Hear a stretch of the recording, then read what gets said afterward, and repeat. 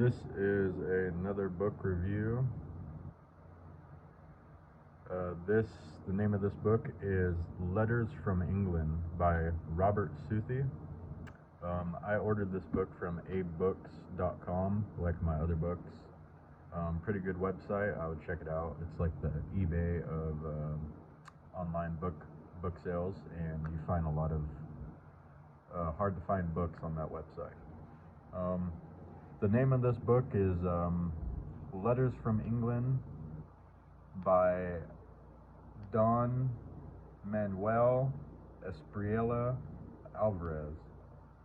So that is a pseudonym, a non-fiction name made by Southey to portray kind of a bigger theme. When I read the book, I realized there's two names on the book, and the theme comes from a Spanish traveler in England. So when I first read it, it was pretty difficult to understand on that point, and then I did some more research on the book and realized it was a Spanish character used by Robert Southey, which was an English author at the time, and he used it to discuss some of the issues in England and in Great Britain at the time. So like anything, people use what they have to make appeals to the public and for change, and this seems like an event that Robert Southey used to address some of the issues in England, because at the time there was a conflict between England and Spain. A lot of it religious, a lot of it just old war stuff. But what's good about this book, I purchased it and realized this also has an intro by another author that reviewed the book. So like myself, when I was going to make this video, I was going to give my opinion on why I think Robert Southey made the book. And my opinion was he was just trying to use it to address some of the issues in England, to bring it to the English readers so they could start to think and make action on it. But my opinion is verified here, because it says, so why did he choose to adopt this mask? Why should he have not written a straightforward account of England under his own name? There are, I think, answers to that question. So, said, in the first place, he believed that a foreigner's account of it were shrewdly and lively, would sell better than the same book appearing as the work of an Englishman, for we all have a natural curiosity to know what other people think of us. So there's that. Another reason. Where did I see it?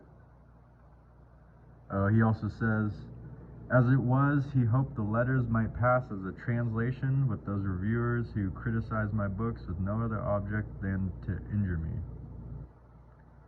And besides that, he also believed this book, the readers in England would actually think it was written by a Spanish traveler, and it was an actual real first-hand opinion of England at the time, which this book is. It gives, in Robert Southey is an actual Englishman, it gives his best opinion of England at the time, which I think this book was written in, I'd have to say 1600, so it's old. It's an older time. So you're talking Industrial Revolution, first mills and factories being created. Okay, so you can see some chapters. Food of the English. So like this book, which I'm going to do a review, which it's like a blueprint of the Americas, Mexico, and South America. This book is kind of like the blueprint of, I have a globe here, which I'm going to be using. A blueprint of England. England's over here. So it's a blueprint of England in the view of a Spaniard right here. So a Spaniard traveled to England during the war. There was a war between England and Spain. And at the time, England, Great Britain had some colonies. I don't remember where. I know they're all over here. But Spain was the largest. So Spain, which this book will cover it, Spain founded this section right here. So this was all New Spain. So at the time of this book by Robert Southey, the smaller Great Britain, England, is at a conflict with big ol' Spain over here. So this book kind of dives into that.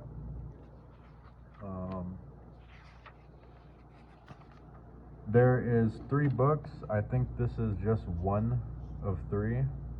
So I got to make it quick because I am already running out of time. One of 3 books. I bought the first book just for my record because the first book always gives you the best information of the story and the novel. It also has some of the better information on it.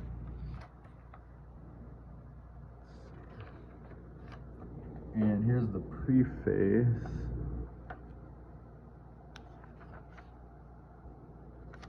So this is kind of how the novels. This is Robert Southey talking in the character of a Spaniard. I am not conscious of having either exaggerated or extenuated anything in any the slightest degree of heightening the bright or the dark parts of the picture for the sake of effect, of inventing what is false, nor of concealing what is true, so as to lie by implication. Mistakes and misrepresentations there may, and perhaps must be. I hope they will neither be found numerous nor important, as I know they are not willful, and I trust that whatever may be the faults and errors of this work, nothing will appear in it inconsistent with the love of my country, Spain, which I feel in common with every Spaniard, and that submission which in common with every Catholic I owe to the Holy Church. So he's saying, the Spaniard, Robert Southey, is saying he's going to give his best opinion without lying, promise to church, and with love to his country, what England's like in contrast to Spain. And first chapter opens up. What's good about this book is it's not just a searing critique. So there is a lot of remarks about what is good in England. If I could recount, there is the ice cream. There is ice cream that they make more in England than in Spain, which is good, which is written. What else? Cakes. There's a sort of like the Victorian white wedding style cakes, which they make at certain events, which are really good.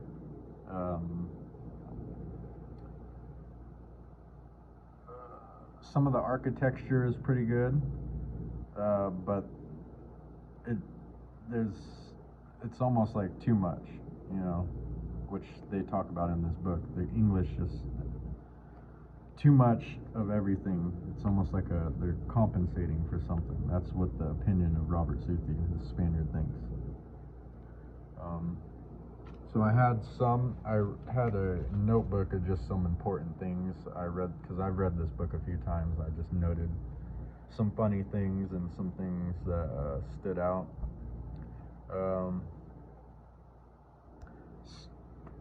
In the book, he says the manufacturing system is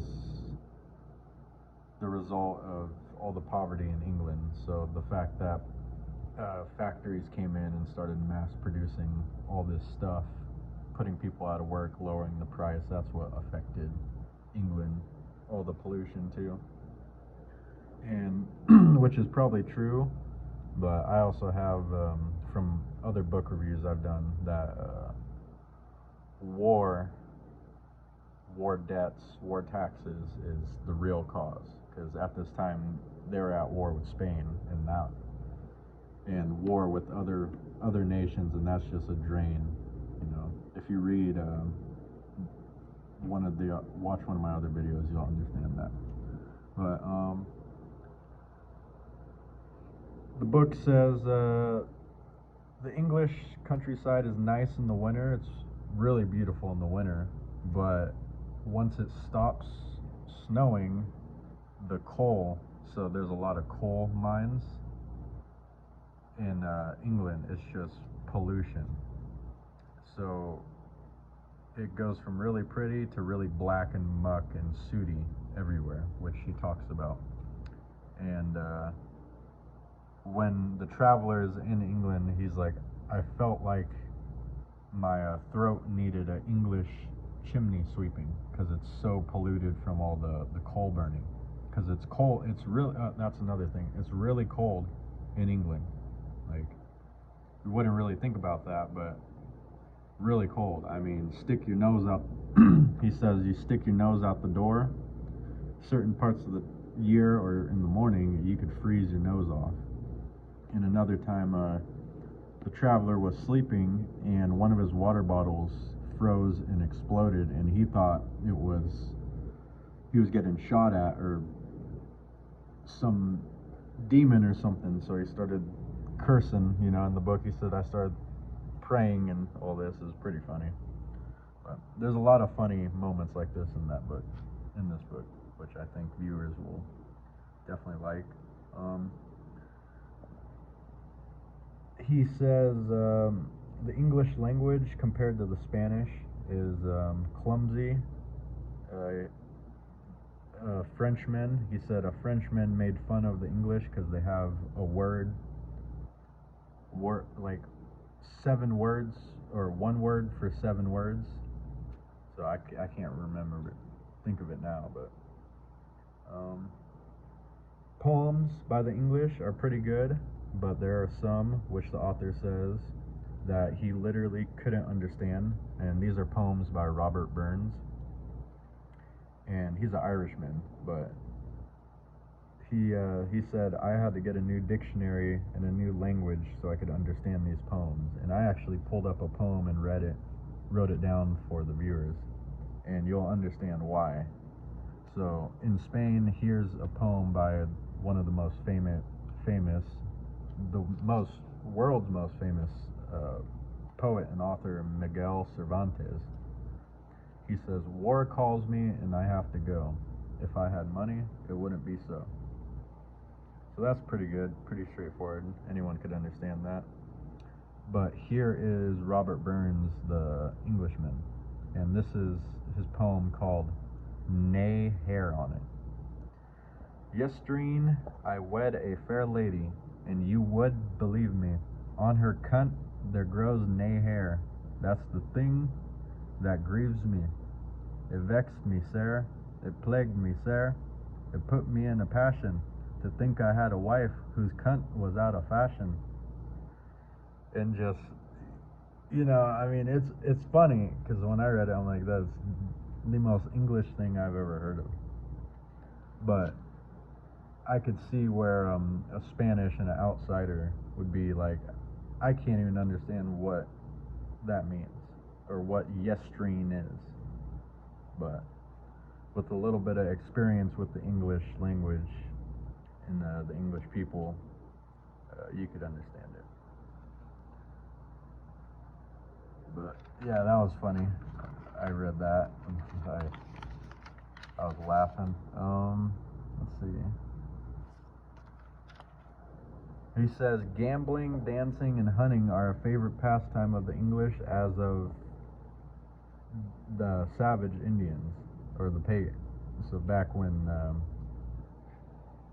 we were less civilized, he says the English like hunting and dancing like the less civilized. What else? He says the dress of the English is ugly compared to a Spaniard. It's lacking grace.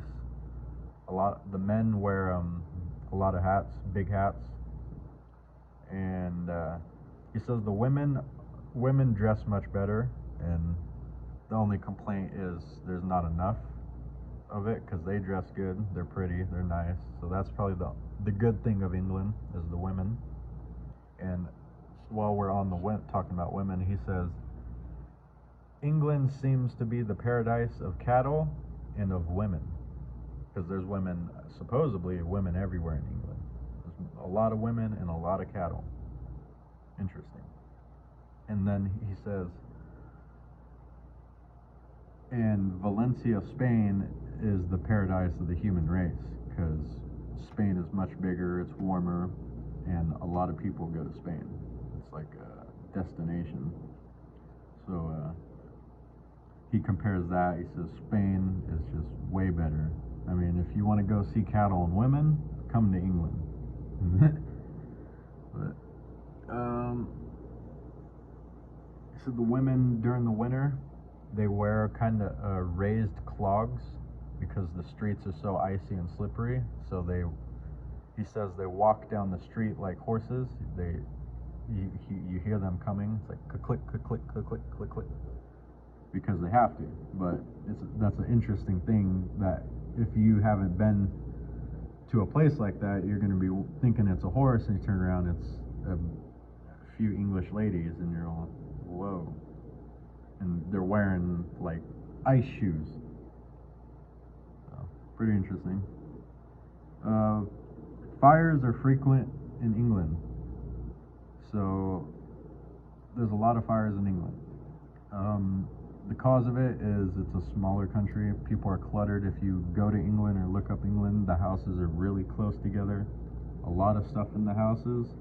And at the time, there's a lot of oil and fires burning, fireplaces. So the embers pop out, land on the couch, and spontaneous combustion. So he says, a traveler in England, if you haven't seen a fire, you're unlucky. Because it's like being at Pompeii and Vesuvius, because Vesuvius erupts, the volcano, all the time. So in England, there's always a fire. And I live in the United States, and right now there's fires all the time. So I feel like that's true. A lot of this is true for the United States too, because the British also are in the United States. That's who's first settled it. Not first settled it, but settled it too. And yeah, there's always fires, it seems like. So I could say a lot of this is probably true for the United States too. They love being at war with their neighbors. They reserve it as sweetener for the nation to be at war with Spain. So if you got nothing better to do and the economy's bad, go war with Spain. That seems to be the English tendency, according to Southey. They do some pretty weird things with their animals.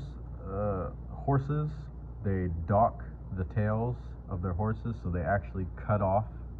It's more of a band. They put a band on the tail, and the horse tail falls off. So he says, this is not good. Don't like that. No Spaniard likes that, because horses are huge in Spain, and the thought of that is not good. So he writes that in the book. There's a dog, a specific breed of dog in England called a turnspit, and hence the name. It turns a pit, and on the pit is a meat. So they'd put the dog in this cage, and he would run on this wheel, and they'd put a coal underneath him, so he's always running. So he would run and cook the meat. So he says this dog did not like his job. He wasn't happy, because you're cooking this big old chunk of meat way heavier than you burning your feet, getting yelled at by an Englishman. So and he says a funny story about that. A human rights group one day stole all the turnspits, all the dogs, and all the people came out on the street and said, have you seen my Sadie? Have you seen my dog? And no one could find the dogs, and it's because the human rights group took them to make the point, you know, you need to stop treating these dogs like that, or we're going to keep them. So there was no meat in England that day. So that's another story. A ton of things in this book that are just hilarious. The women look like wasps. So it's a fashion of the women to be skinny, tall and skinny. And if you could imagine a wasp with a big behind, a skinny waist, and kind of a bigger head, that's kind of the English lady. Hate to say it, but that's what Robert Southey is saying. They wear corsets, so if you know the tight dress that makes you skinny, that has actually killed women in England. So he said it's a deadly fashion. So that's a thing to get rid of. Definitely stop doing that. The queen bees, so he calls the popular women in England queen bees. They set the fashion, set the trend. If one of the queen bees does something, all the other bees follow. What else? They organize in gangs, so anytime the English do something, it's with a group. If they peep on a group of women apple pickers, they organize as a group. That's also said in this book. I'm like, wow, that's that's a tough thing to say there. He says everything is a contradiction in the English court system, so nothing gets done. It's always counterintuitive. He said, had the cure of life been found, the casket providers would urge the monarchy to prevent it on account of the lost profits, and they would likely grant it. And then they would say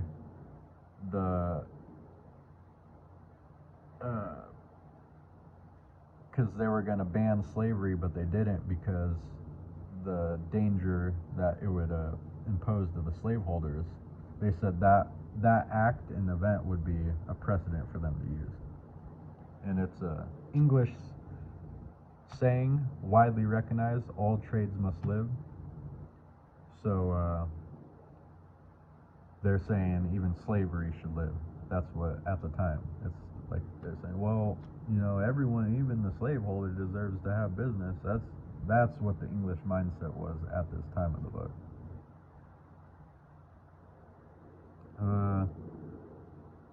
The Spaniard, he also says in this book, he says, as far as the English ladies, how do I like them? He says, they're nice, but I got much better ones in Spain, in my home country. They're prettier, it's more diverse. You can imagine Spain being a warm country, so there's a lot more women on the beach. You're seeing a lot more beautiful women, you know. So I think that was the inference he was trying to make. In England, the women are so wrapped up in clothes, you can't really tell, you know. The women are more friendly than the men in England. So he was traveling with a group of English, while he was traveling in England. And the women were talking to him, telling him all about it. And the man, one of the English men, didn't even introduce himself. He was out in the corner sleeping in another side of the carriage. So if you wonder why you don't talk to a lot of English, or they're a little rude, that's on the guys, and the women are probably, and I couldn't say much on it, but according to this book, they're nicer. He says the men try and get women a fortune. The English men try and get the best English women, so the most beautiful, even if they're ugly and have no education, no nothing. And a lot of the English women, a lot of these like beautiful English women, will do it for some reason. I don't know why. And he says those guys treat those girls bad, and it's the women's fault for giving in to them, you know. So he says it's no one's fault but their own. So they're beautiful women, they could get better men, but they choose to be with these ugly, mean old English guys. Well, their fault. What else?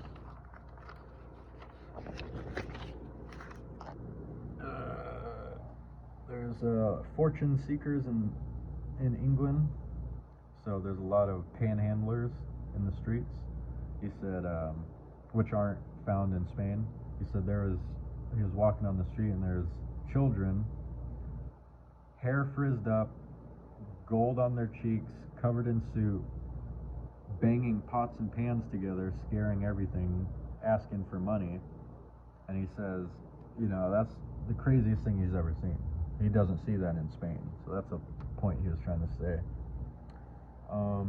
Another thing, there's a lot of mining in England. So he came across a miner where his hair had been dyed from the copper mines green. So he had blonde or brown hair and it turned green from all the copper and alkalinity, which is crazy. If you were to see that, you'd be like, it's the Joker. That's wild. That's insane. And he said one time the mines, they were working on a mine and it caught fire, and the whole underground mine, the whole forest floor, all the mines were ablaze, and they were still on fire. And he was saying, if you came here at night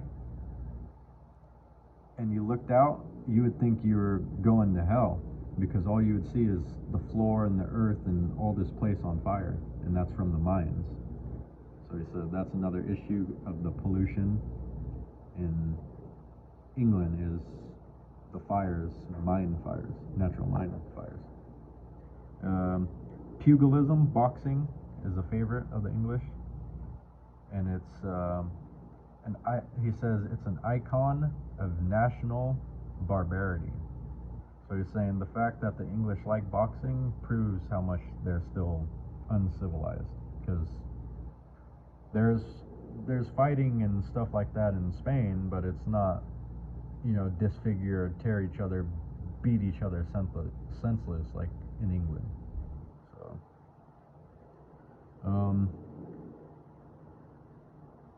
fox hunting, they like I said earlier, hunting. When they're hunting, if you probably recognize this with all the pictures of the English hunting foxes in groups. They feel like they're a master when they're hunting those foxes. I mean, he's lost in the sauce. Don't talk to me. Honey, I'll be back in 2 months. Pretty funny. They love enforcing the law. So while in Spain there may be forgiveness, there's no forgiveness in England. If you steal a 2-cent candy roll, you're going to jail. So the good thing and the bad thing. Another funny thing he says is, if the rabbis had not discovered which language the serpent used to tempt Eve in the Garden of Eden, English language is probably the one, because it has all the lisp and all the enunciations of what he calls a snake. So in a Spaniard's opinion, English sounds like a snake, because there's a lot of, I don't know, I can't really say that, but someone who doesn't speak English from an outside view will say, I guess I could, it does kind of have a hissing sound. He says England should beware. It's not the danger of an invasion by Spain or a foreign nation, but by a foreign pest. So he said there was a beetle from the United States, from the Americas, that from trading and transporting and moving ships got transported to England and started eating all the apple trees, and they haven't been able to stop it. It's just eating up apple trees acre by acre. And he says the Hanover rat has taken over the Norway rat by right of conquest. I heard this and I just busted up laughing, because I just thought that was hilarious. So he was saying the native rat has been conquered by the foreign rat, and now it's just messing up the ecosystem and just causing an issue.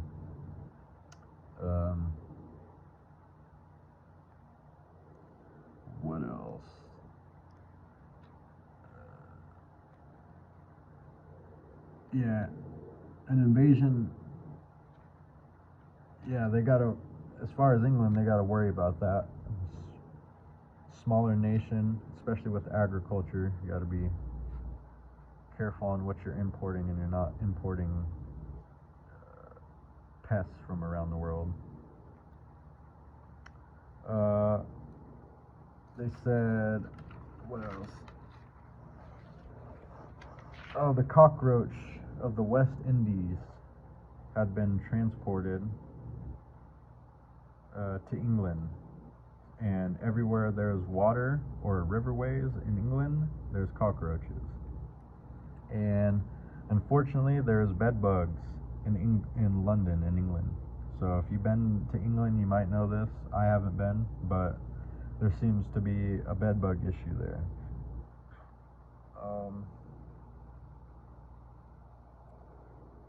Let's see. Oh yeah. Some of these bug issues at night are so bad that there was a story of a boy who was pretty much eaten alive by them, and another who was awakened at night to all the animal or all the insects sucking the pomade, so the gel, out of his hair.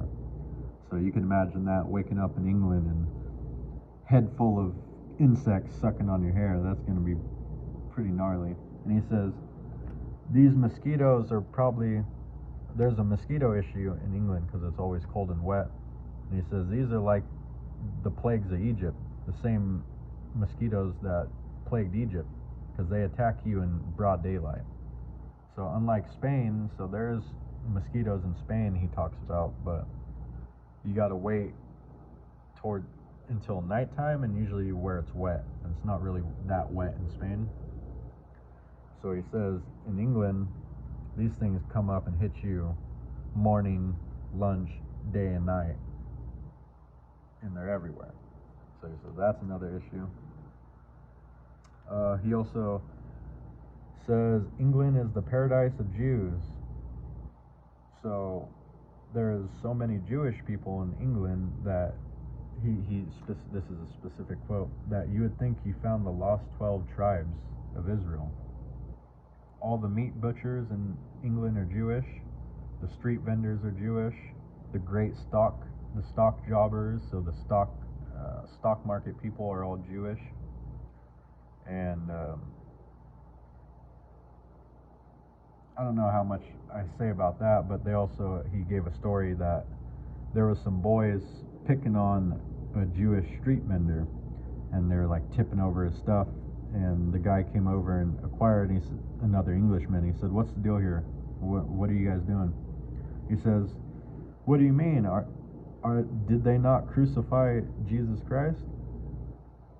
So if you don't know, the Jews were Judas, which was a Jew, betrayed Jesus with Rome, the Roman Empire. So that's kind of a thing, I guess, in England. They like to pick on the Jews for that. So that's a thing that they talked about in this book. He says the kids make fun of the Jews. He says, oh, well, you crucified God. Why should I should, kick your ass. So that's an issue in England. That should likely be changed, because Spain and England are Christian nations. So if they're trying to uphold that title, being rude and not Christ-like is not worthy of the title. It's not being a Christian. Anyways, video's at 30 minutes, so there's a lot more in this book I could talk about, but I will leave the rest to our viewers.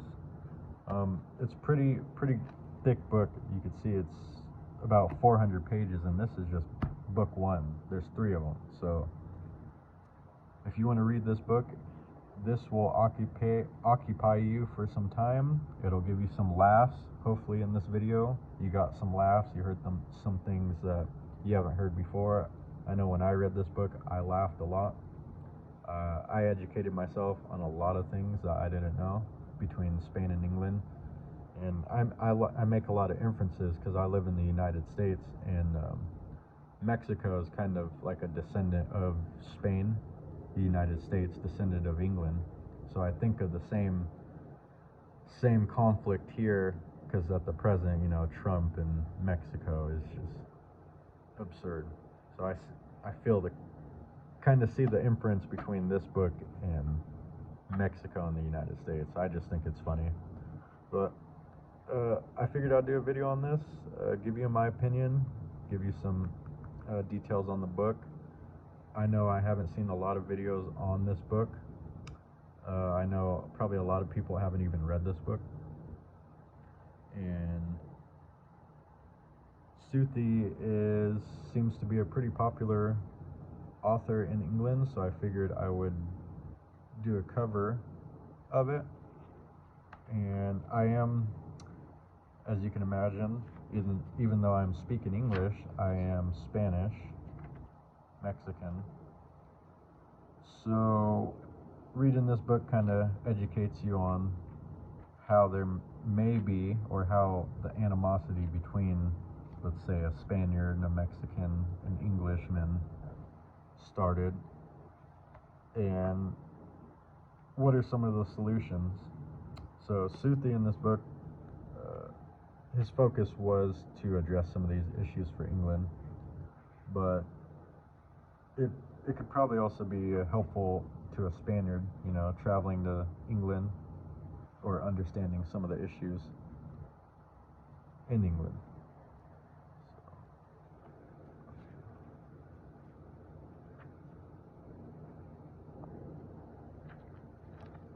Oh, that's what I was going to show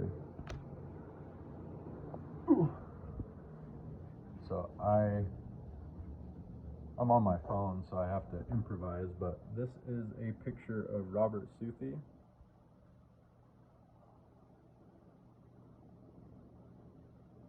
So, pretty good looking guy. By the book, I'm sure, as by the review in the beginning, most of it was to address some of the issues needed in England, and it wasn't for the purpose of just creating conflict and searing the English government and the English people.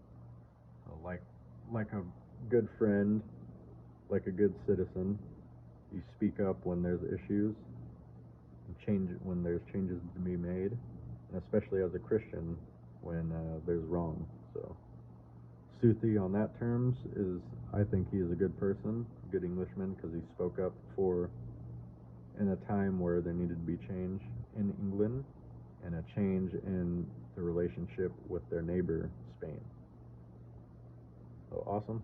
Thanks for watching, guys. If you want to check out the book, like I said, you could order it from abebooks.com, or I think you could find a free online version of it on Gutenberg. So if you just a sample of it where you could read like book 1, like I did, online. So if you just search up Letters from England by Robert Southey, you should be able to find it. Awesome. Thanks for watching, guys. I'll have some more book reviews in the future.